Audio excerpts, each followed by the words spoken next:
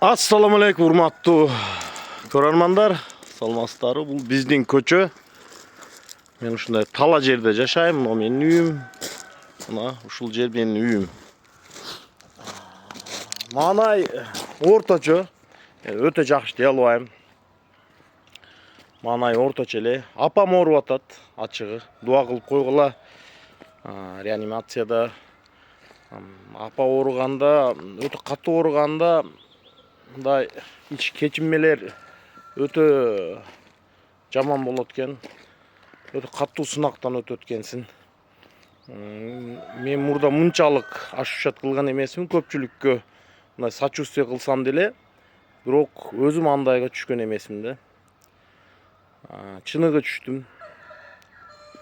Апам үчүн дуа кылып койгула. Кудай кааласа айыгып жакшы болуп кетсин.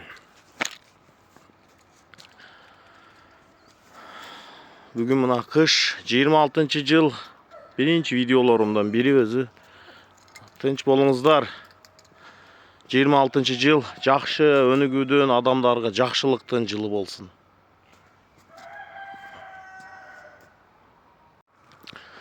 Апам өзү документте Бухажал эже, бирок Нархан деп танылган. Нархан эже деп көп тааныйт. Соода тармагында иштеген.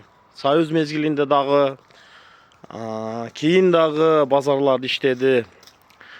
Көпчүлүккө менен мамиле кылды. Болушунча адал иштегенге аракет кылды апам. Апам Кудайдан өтө коркот эле.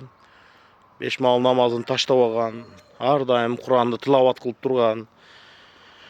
Аракет кылып Кудайдын үйүн зыярат кылып келген.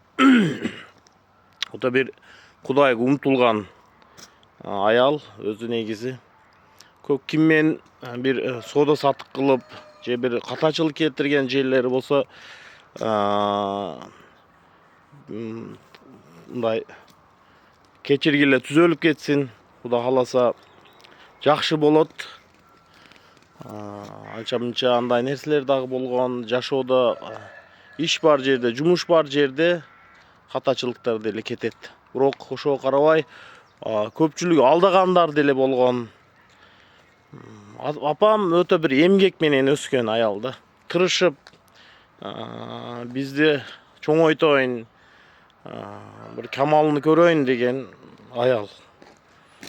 Канчадыр азыраак көрдү, бирок дагынам көрүшүн каалайт экенсин. Түзөлүп кетсин. Азыр катуу ооруп калды. Бизге дагы эң главный атама дагы жеңил болбой атат. Мындай переживание катуу болот экен. Апам жакшы Кудайдан сурап койгула, апам үчүн түзөлүп кетсин. Тааныштарым көбү көрөт, көбү салам жолдойт мага. Ушул историялардан дагы бир дуа кылып койгула. Түзөлүп кетсин. Кудайдан сурап тааныштар.